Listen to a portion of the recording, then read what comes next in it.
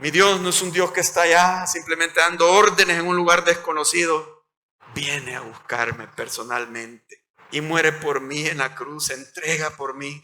No tenía que hacerlo, pero lo hace. Ese es mi Dios. Y ese debería ser su Dios. Y la plenitud en la vida y la felicidad en la vida es que Él se forme en nosotros, hermano.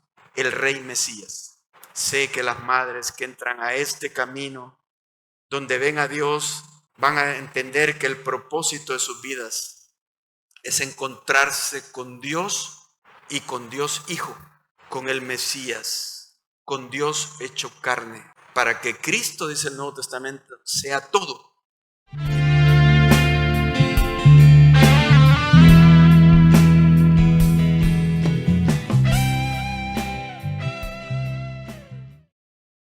Vamos a abrir al libro de Primero de Samuel, capítulo 2. La plenitud de una madre está en Cristo. Estuve hablando el domingo pasado, el capítulo 1, y vemos la lucha que tiene esta madre en oración, esta mujer que había sido estéril toda su vida y que había sufrido la burla, especialmente de la segunda esposa o de la otra esposa de este hombre, que la había humillado cada vez, cada año, y ella pues tenía esto de que Dios no le había concedido tener hijos, pero peleó la batalla en oración. Ella fue y Dios la escuchó y le dio un hijo, pero ella ahora está gozosa, está, digamos, en un éxtasis de alegría, está desbordada por la alegría, porque no solo Dios le dio un hijo, sino que ha conocido en el trayecto de ese sufrimiento, ha conocido mucho a Dios. Y les quiero decir que en el último versículo especialmente conoció a Cristo, pero Cristo no existía ahí, digamos que no había venido todavía, pero ya lo van a ver que ella ve a Cristo y profetiza sobre él. ¿Por qué? Porque Cristo es el centro de toda la Biblia. El Antiguo Testamento tiene el propósito de llevarnos a Cristo y el Nuevo, por supuesto, revelarnos a Cristo. De tal manera que podemos decir que su vida, hermano y hermana, todo lo que le ha sucedido, de alguna forma ha contribuido con el plan de Dios. Dios estaba en control de todo para llevarle a Cristo. Y ahora que estamos en Cristo, como lo hemos recibido como nuestro Salvador, el Señor todavía sigue el propósito. Y es que Cristo sea formado en nuestra vida. Y más allá, cuando nos muramos, es encontrarnos de frente, cara a cara con Cristo y estar con Él por toda la eternidad. Y allí es donde lo vamos a conocer más y más, porque Él es infinito y todo lo que tiene que ver con Él es profundísimo, no se agota. Él es el creador de todo, el Dios del universo. Así que vamos a entrar a este pasaje. Esto tiene que ver también con esas batallas que tenemos a veces acá en esta tierra con personas arrogantes que se vuelven nuestros enemigos, no nosotros de ellos, pero ellos con nosotros. Vamos a leer el capítulo 2, versículo 1. El antecedente histórico acá es que ya ella ha tenido su hijo y como ella le prometió a Dios, este hijo, y eso fue clave, este hijo será de Jehová. Porque antes ella quería un hijo para ella, pero cuando ya ella maduró, ya no lo quiso para ella, sino para Dios. Ahí sí Dios trató con ella y dijo, está bien. Y le cumplió, porque nomás lo destetó, lo vino a entregar al sacerdote para que, como había dicho en el voto, este hijo será de Jehová todos los días de su vida, no que ella lo iba a tener por un tiempo, por temporada, todos los días de su vida iba a ser de Jehová. Y claro, Dios le recompensó porque después le dio otros hijos e hijas. Entonces ella lo viene a entregar. Cuando lo entrega, ella irrumpe, le llaman el cántico de Ana, es un poema que ella está inspirada por Dios y hablando de todo lo que ella ha conocido a Dios en este tiempo, describiendo las grandezas de Dios. Y eso es maravilloso, ¿verdad? Cuando Dios se convierte en el centro. Entonces nos dice así: y Ana oró y dijo, mi corazón se regocija en Jehová, mi poder se exalta en Jehová, mi boca se ensanchó sobre mis enemigos, por cuanto me alegré en tu salvación. No hay santo como Jehová, porque no hay ninguno fuera de ti y no hay refugio como el Dios nuestro. Este es el primer motivo, pero quiero hablarles de 3 motivos de gozo que tiene Ana acá. Deberían ser 3 motivos de gozo para nosotros. El primero de ellos es la exaltación de Dios. Eso debería ser nuestro gozo. Claro, pero esto no es entendido muchas veces cuando no hemos conocido a Dios, no lo exaltamos. O sea, ¿cuánto nos hace falta conocer a Dios? Puede que vivamos vida en la iglesia, religiosa, activismo, lo que sea, pero nuestra mente está embotada con una cantidad de cosas de esta vida que no estamos conociendo a Dios. Pero cuando llega el punto de quiebra en nuestra vida y que llegamos a reconocer la grandeza de Dios y que muchas veces viene a través del sufrimiento, como en el caso de ella, ahí es donde quedamos impactados por Dios. Y ahí es donde lo adoramos con todo. Y cuando adoramos a Dios, hermanos, es nuestro mayor gozo. Hay alegrías aquí efímeras, pero ese es un gozo celestial. Y es porque nuestro yo descansa en Él. Porque Él es el grande, no nosotros. Él está en el trono, no nosotros. Entonces, Él recibe toda la adoración y nosotros descansamos espiritualmente, hermanos. Pero, ¿qué decimos? ¿Que tenemos que anular nuestro yo totalmente? Fíjense que sí, siempre hablamos de nosotros, pero de otra manera. Nosotros sujetos a Dios. Nosotros en relación a Dios. Mire cómo lo dice Ana aquí en el versículo 1. Mi corazón se regocija. Está hablando de ella, ¿verdad? Mi corazón se regocija en Jehová. O sea, mi gozo depende de Jehová. Mi poder, si habla de un poder de ella, se exalta en Jehová. O sea, en otras palabras, de Jehová es el poder que yo tengo. Mi boca se ensanchó sobre mis enemigos por cuanto me logré en tu salvación. Todo lo que yo soy es de Él, depende de Él y yo lo exalto a Él. Claro, hablo de mí, pero en esa relación. Lo diferente a esto es cuando nosotros creemos de nosotros, en nosotros. Como que de nuestras fuerzas, de nuestras credenciales viene aquello. Ese es un punto de quiebra bien difícil, porque diría yo, le cuesta a Dios llevarnos a esto, pero no es que le cueste, pero Él se tarda tiempo, pero es lo más difícil del trato de Dios con nosotros, el que nos demos por vencidos y entendamos que Él es Dios y le demos el trono de nuestro corazón. Dice en el Antiguo Testamento, no se alabe el sabio en su sabiduría, no se alabe el fuerte en su sabiduría, en su fuerza, sino que si alguno hubiese de alabarse, alabes en esto, en conocer que yo soy Dios sobre todas las cosas. Eso debería ser nuestra alabanza a Dios. Y pensamos en nosotros mismos, es simplemente que Dios es mi fuerza, que lo alabo a Él, mi alma lo engrandece a Él. Él está en el trono y yo estoy supeditado a Él. Sería una buena oración orar, Señor, enséñame esto, guíame. Enséñame a entender que tú eres digno de todo, de toda la alabanza.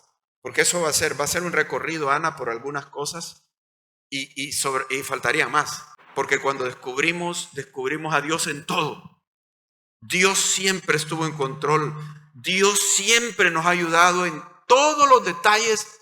Antes de despertar espiritualmente, no lo entendíamos y no veíamos a Dios, hermano. No lo veíamos. Nuestros ojos estaban enfocados en las preocupaciones, en la gente, en lo que va a decir la gente y en otras cosas, en mis necesidades, que yo necesito esto, no lo veíamos a Dios. Cuando lo descubrimos, hasta nos damos cuenta.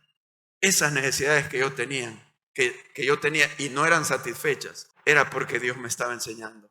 Aquellos problemas que yo tuve con personas, descubrimos, era que Dios me estaba enseñando a tener paciencia, a amar. Dios estaba trabajando en mi vida a través de todo. Hermano, Dios está en su vida más de lo que usted cree. Puede que no lo entienda. Lo que Dios está haciendo, lo que yo hago ahora, dice, tú no lo entiendes, mas lo entenderás después.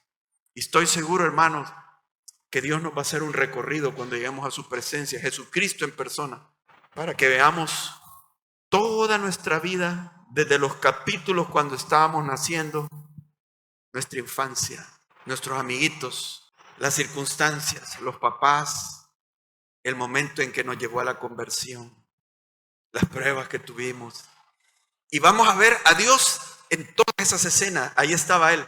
Alguien me podría decir, ¿y usted de qué deduce eso? ¿Cómo cree? ¿Por qué cree eso? Por un versículo que dice que cuando lleguemos a Él y lleguemos a lo perfecto, entonces dice, conoceré cómo fui conocido. Dice, me llama la atención porque no dice, entonces conoceré a Dios. No, conoceré cómo fui conocido. Dios me va a mostrar cómo me conoció. Así que yo creo que desde todos los ángulos, hermanos, Él es digno de todo. Pero habrá algo todavía que exaltamos más que a Dios. Y puede ser cosas terrenales, lícitas para todos. Pero que nada tome ese lugar, hermano. Ni una opción política, ni ninguna otra cosa. Exaltamos eso. No, hermano. Nada es digno de alabanza como lo es Dios. Todo es pasajero. El hombre comete errores, tarde o temprano. Todo es mortal. Solo de Dios es la alabanza. Qué precioso lo dice aquí Ana. Versículo 2. No hay santo como Jehová, porque no hay ninguno fuera de ti. No hay refugio como el Dios nuestro. Y ella lo había probado como refugio. Se refugió en Dios en medio de la tormenta que le tocó vivir años. Y Dios ha cambiado las cosas a estas alturas y ha mostrado su poder y su misericordia a favor de ella. Este gozo que ella tiene también está en el Nuevo Testamento, que es difícil de explicarlo. No hay palabras para explicar este gozo. Miren lo que dice acá en Primera de Pedro, y es muy parecido a lo que está sucediendo acá.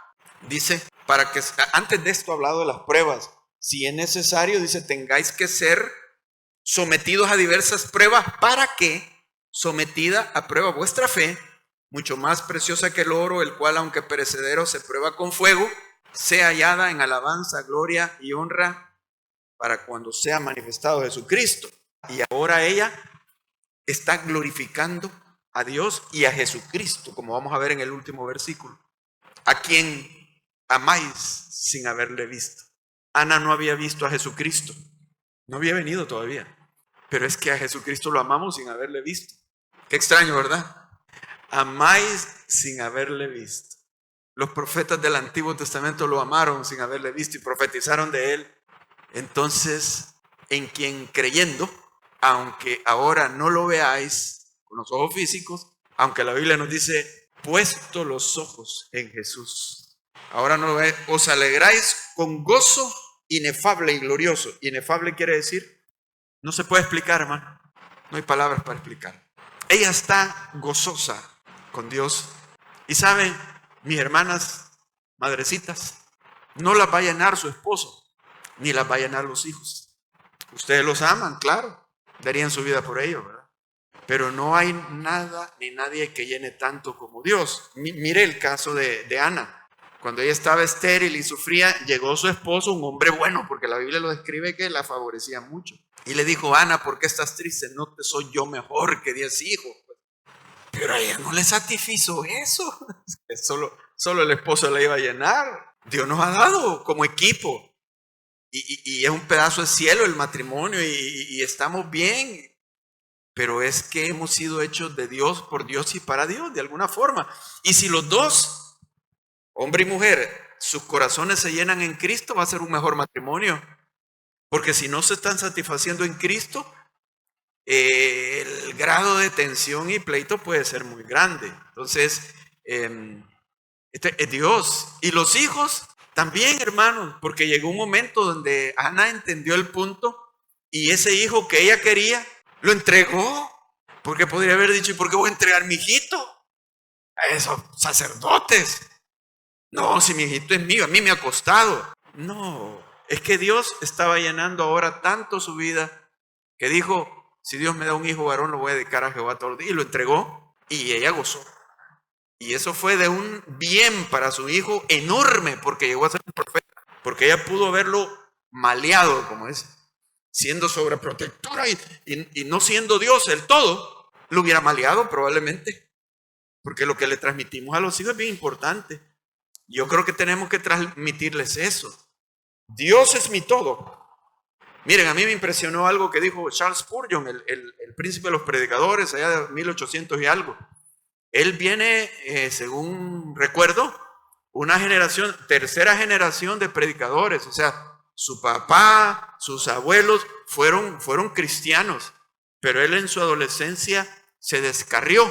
Y cuando él andaba descarriado, agnóstico, ateo, por ahí coqueteando con la incredulidad, dice, la mamá se enteró y la mamá lamentaba eso de él. Y una vez le dijo a él, la mamá, mira Carlos, cuando se llegue el día en que se va a llegar, que Dios tenga que juzgarte, porque Dios va a tomar cuenta a todos. Y estés en el tribunal, en juicio ante Dios, y si Él te condena, yo le voy a dar la razón a Dios y me pondré al lado de Dios, porque si te condena es justo.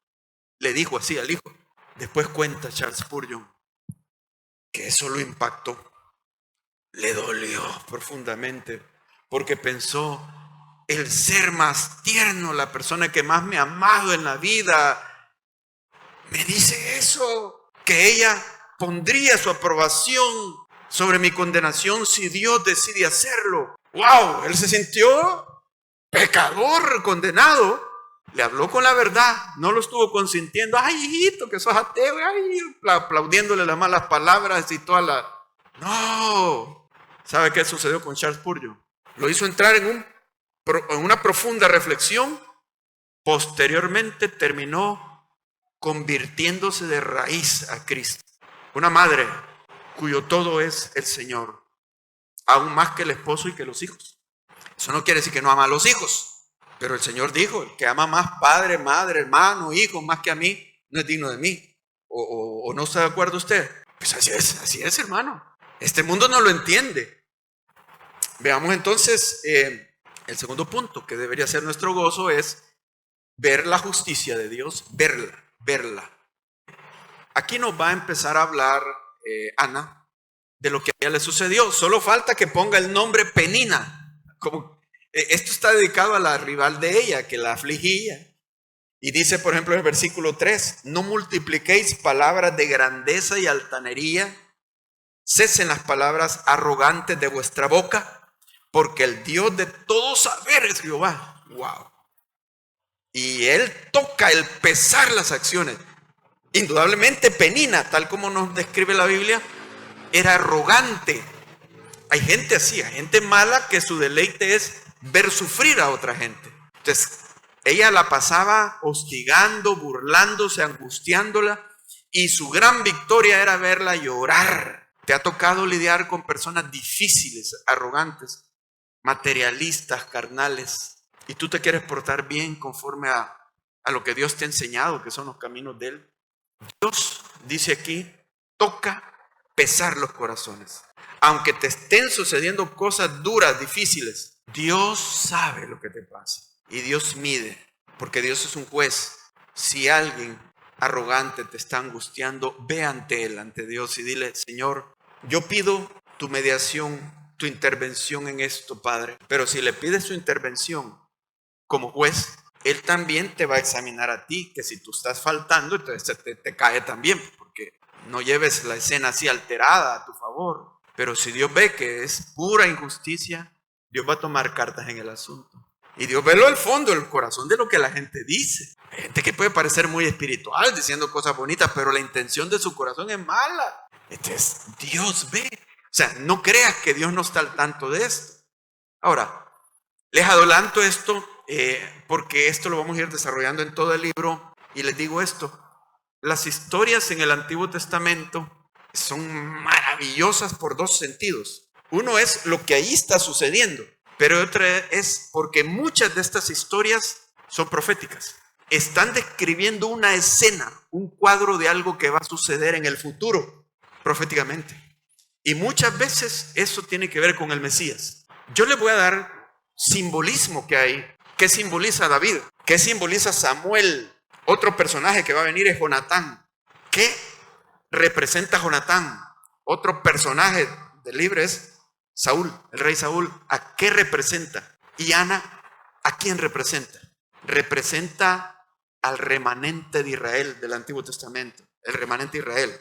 En ese texto que tienen ahí, Ezequiel 34, nos dice Dios que Él va a venir y va a juzgar entre oveja y ovejas. Y va a juzgar entre la oveja gorda y la oveja flaca. Y empieza Él a condenar a las ovejas arrogantes y abusivas del pueblo de Israel que maltratan a sus mismos compatriotas israelitas. Esos maltratados son el remanente de Israel. Es la línea de los profetas que fueron muy maltratados, rechazados y muchos de ellos asesinados violentamente en Israel. La arrogancia de los reyes y de los sacerdotes israelitas contra un remanente. El remanente de Israel es un residuo de israelitas. Ana representa eso, que está siendo angustiada por otra judía también, Penina, que tiene hijos y tiene mayoría y todos los hijos la apoyan, porque el remanente generalmente es un grupo pequeño, como existe actualmente. La mayoría de los israelitas, de los judíos, rechazan a Jesucristo, pero hay un remanente que ha creído que Jesús, ha descubierto que Jesús es el Mesías que ellos han rechazado y se han convertido a Jesucristo. Ella representa esto. Otra cosa que nos dice Pablo en Gálatas, y lo hago referencia a esto, que dice que el hijo de la carne siempre persigue al hijo de la promesa, al hijo del espíritu. Caín persigue a Abel. Ismael la agarra ¿contra quién? Contra Isaac. Tú no entiendes cómo un hijo de la carne, materialista, vanidoso, vanidosa, no sé qué te ve, pero no le cae bien, porque a veces no le has hecho nada. Y no sabes cómo te observa y todo lo que tiene contra ti, hasta que se destapa y te lo dice. No sabía lo que tenía contra mí. Y se aprovecha de alguna flaqueza, de algún error que hayas cometido, lo magnifica a destruirte. ¿Por qué? Porque tú eres hijo de la promesa, eres hijo de la libre, del espíritu, como era Isaac. Ahí lo dice en Gálatas, Pablo. Y es que mira, hermano, los demonios de ciertas personas se alborotan, se alteran contra un hermano en Cristo, con una hermana en Cristo, contra alguien que hace las cosas correctas, que trata de vivir para Dios, aunque no sea perfecto o perfecta, pero los demonios se alteran, así que no te extrañes. Eso es lo que ha pasado ahí. Pero Ana ha clamado y sigue diciendo en el versículo 5: los saciados se alquilaron por pan. Ven cómo Dios le da vuelta a las cosas. Ella estaba saciada, ahora no lo describe, pero Penina, la que hablaba tan arrogantemente, ahora está sufriendo, está debilitada. Los saciados se alquilaron por pan y los hambrientos dejaron de tener hambre. Hasta la estéril ha dado a luz 7. ¿De quién está hablando? Está hablando de ella. Hasta la estéril ha dado a luz 7, y la que tenía muchos hijos languidece, o sea, se desmaya, está debilitada. Pero esto, ¿quién lo ha hecho? Dios. No es que Ana dijo, hoy voy a combatir y voy a pelear y le voy a hacer mal.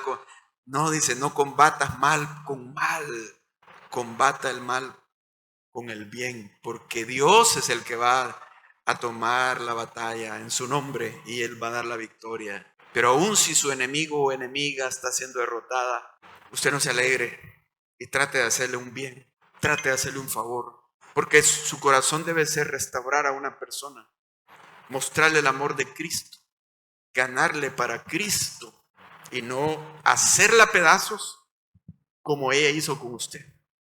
No pague de esa manera y usted va a tener la victoria.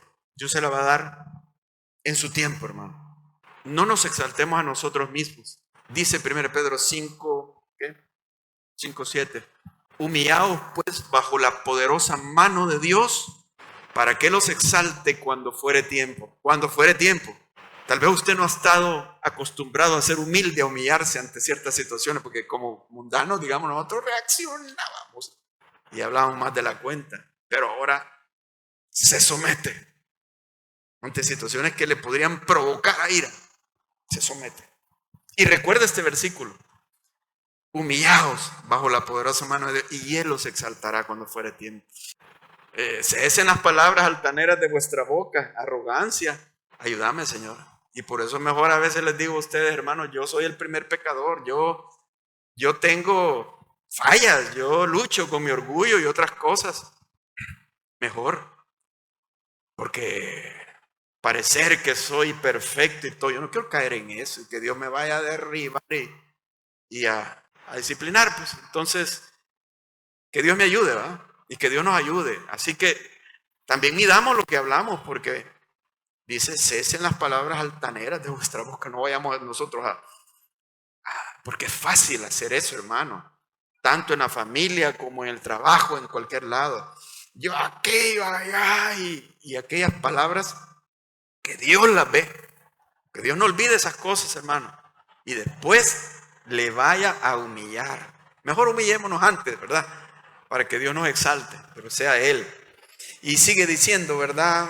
Versículo 8, Él levanta del polvo al pobre y del muladar exalta al menesteroso. Mire la justicia de Dios para hacerle sentarse con príncipes y heredar un sitio de honor, porque de Jehová son las columnas de la tierra y Él afirma sobre ellas el mundo. Él guarda los pies de sus santos, mas los impíos perecen en tinieblas, porque nadie será fuerte por su propia fuerza. Delante de Jehová serán quebrantados sus adversarios. Y aquí va entrando al punto.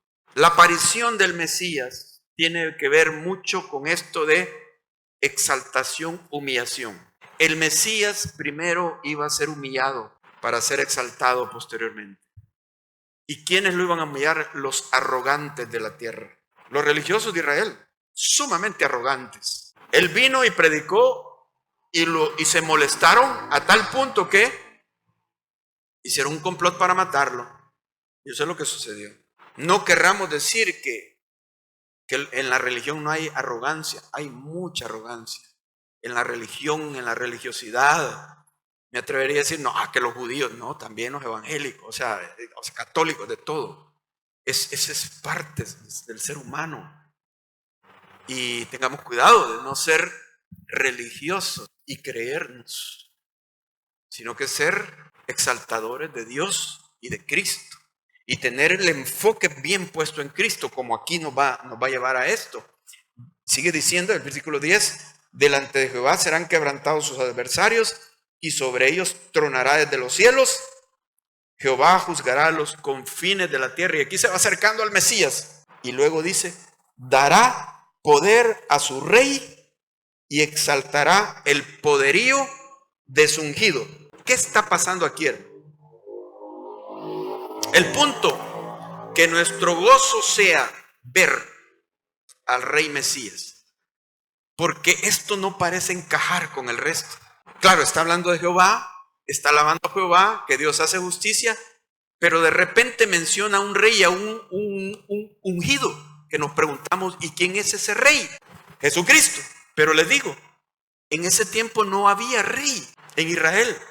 Nunca había existido un rey. Era el período de los jueces. Y ella está mencionando un rey. Bueno, un rey, ¿a qué rey se refiere? Al rey David. Hay cosas de este rey que no aplican al rey David. Y ya lo vamos a ver, Salmo 45. Claro, David fue el rey conforme al corazón de Dios. Él tipifica al Mesías, Cristo que va a venir. Y precisamente él es el papá de Cristo. Es el tatarabuelo o más. Ya no hay término de Jesucristo. Es el tipo de Cristo. Pero ese rey al que se refiere no se podría aplicar esto. Y fíjense que no solo dice, dará su poder al rey, pero la poesía hebrea, y esto está en poesía, es lo siguiente, no es en rima como en español, sino que se dice una frase y eso mismo se vuelve a repetir en otra frase, pero de otra manera, pero se refiere a lo mismo. Entonces cuando dice, dará poder a su rey, y la segunda frase dice, y exaltará el poderío de su ungido. Está diciendo lo mismo. Dará poder o exaltar el poder es lo mismo. En la primera frase le dice rey y en la segunda le dice ungido. Es el mismo. No son dos personajes diferentes. Entonces es el rey ungido. ¿Qué es ungir? Era cuando Dios mandaba un profeta y le decía, me vas a ungir por rey a fulano. Llegaba y le derramaba aceite como en señal de que Dios lo había elegido a él y Dios lo iba a respaldar a él. Se ocupa mucho en el Antiguo Testamento. Los ungidos, reyes, no todos, unos reyes fueron ungidos, y el sumo sacerdote que también se le derramaba aceite era un ungido. Pero las escrituras apuntan a alguien que se llama el ungido. Esta palabra ungido viene del hebreo Mashiach. Mashiach, ¿a qué se parece? A Mesías. Entonces, cuando nosotros decimos Mesías, estamos diciendo el ungido, que significa Cristo. Es lo mismo, es el ungido, es el Mesías, solo que en griego. Mashiach en hebreo, en griego es Cristo, eso es lo que estamos diciendo. El Mesías, el Cristo. Pero decimos, había rey en Israel, iba a surgir mucho tiempo después. Entonces, indudablemente, esta es una referencia a ese rey. Este es lo que se llama la revelación progresiva, que Dios está revelando una verdad a través del tiempo en las Escrituras. Comenzó Génesis 1 o 3:15, cuando el hombre cayó y le dijo a la mujer, a Eva, pondré enemistad entre ti y la serpiente, y entre tu simiente y la simiente de ella. ¿Qué es simiente? Semilla, pero esto se refiere a un hijo. No dice simientes, sino que es un hijo que se anuncia. El hijo de Eva va a vencer al hijo de la serpiente. O sea, tiene un hijo, la serpiente. Muchos hijos del diablo. Pero ahí se refiere al anticristo. Su hijo final es con quien va a dar la gran batalla. El espíritu del anticristo que ya está en movimiento, dice la escritura. Pero bueno, allí comenzó a hablar de Cristo. Solo se supo que era la simiente de Eva, de la mujer. Ahora se agrega más, que ese hombre va a ser rey y que también es el ungido, se le llama el Mesías, rey Mesías. Vamos a Salmo 45, donde extiende más esto. Salmo 45:1 nos está hablando de un rey ungido que es un ser humano, pero también es Dios, un hombre Dios. Versículo 1 del capítulo 45. Rebosa mi corazón palabra buena, dirijo, y anoten esto porque esto es clave acá. Dirijo al rey mi canto. ¿A quién le está dirigiendo este salmo? Al rey, pero es al Mesías, no a Jehová, no a Dios. Todo lo que va a decir aquí es de ese rey, del Mesías. Él es el sujeto del salmo y de las oraciones acá. Mi lengua es pluma de escribiente, muy ligero. Eres el más hermoso de los hijos de los hombres. Es un hombre, un ser humano. La gracia se derramó en tus labios, por tanto Dios te ha bendecido para siempre. Ciñe tu espada sobre el muslo, oh valiente, con tu gloria y con tu majestad. Miren, hermanos, alguien diría, no, ¿a quién se está refiriendo esto? Al rey David. No. Sigue siendo el versículo 4. En tu gloria sé prosperado, cabalga sobre palabra de verdad, de humildad y de justicia, y tu diestra te enseñará cosas terribles, el Mesías, Jesucristo. Tus saetas agudas con que caerán pueblos debajo de ti, penetrarán en el corazón de los enemigos del rey. Y mire lo que le dice aquí, tu trono, oh Dios, es eterno y para siempre, cetro de justicia es el cetro de tu reino. Has amado la justicia y aborrecido la maldad, por tanto te ungió Mesías. Pues sería el verbo del sustantivo, ¿verdad? Del nombre Mesías. Te ungió. Están las dos palabras, rey y unción. Ahora, en el versículo 6 le dice, tu trono, oh Dios. Y eso se repite en hebreo. Pero vienen los enemigos del rey, y entre ellos, pues, los judíos. Y niegan esto con argumentos, pues, astutos. Y aquí quiero darles como un dato apologético de la defensa de la fe. Por ejemplo, usted encuentra en la Biblia los testigos de Jehová que aborrecen la idea de que Jesucristo es Dios. No puede ser Dios. Es un ser creado. Cambian la versión de ellos. Y en este versículo, en lugar de decir tu trono, oh Dios, dice tu trono es Dios. Y ahí le dan vuelta todo el significado. Tu trono es Dios. Él no es Dios, sino que el trono. Pero es ilógico. ¿Cómo va a ser tu trono Dios? ¿Te vas a sentar sobre Dios o qué? tratando de hallar la manera de ocultar a Jesucristo. Los judíos le dan su cambio. Y esto lo tuve de una Biblia hebrea que se llama tanaj.org. Y entonces en la versión de ellos dice, tu trono por Dios, dice, por Dios. Entonces ahí él no es Dios, sino que es por Dios, y ponen entre paréntesis para que la gente se vaya por ese lado. Será perdurable, algo así. O sea, tu trono por Dios será perdurable. Eso no lo dice el hebreo. Eso se lo han agregado para que desvíe la atención al verdadero significado. El verdadero significado está aquí, originalmente, el hebreo. Y ustedes pueden ver, bueno, no sabemos hebreo, ¿verdad? Pero en fe, bueno, en inglés aquí está. Dice tu trono, Dios. Aquí en medio no existe, es Dios, o por Dios, o para Dios, o lo que le quieren poner para cambiarle el significado. Los enemigos del rey de Jesucristo, aún su propio pueblo. Pues eso fue así. Y lo que dice es tu trono, Dios. Y como él es el sujeto del salmo, se lo está diciendo a él, al rey, a este rey que es humano, pero es Dios con un trono eterno. Ahora, ¿por qué en nuestras versiones dice tu trono, oh Dios? Eso se lo han agregado para darle un sentido de admiración, porque ese oh es una interjección de admiración. Tu trono, oh Dios, o de pena. Oh, alguien se lamenta y dice, oh. Pero lo que ahí dice, tu trono, Dios, le llama. Qué hermoso y digno de ser alabado y anunciado.